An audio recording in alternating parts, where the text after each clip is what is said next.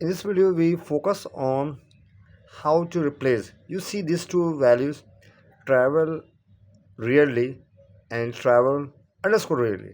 Actually, I want to replace this value with this value.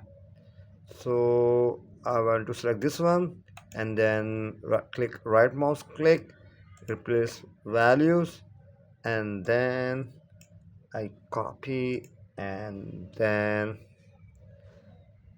you see I want to replace travel really with travel underscore really.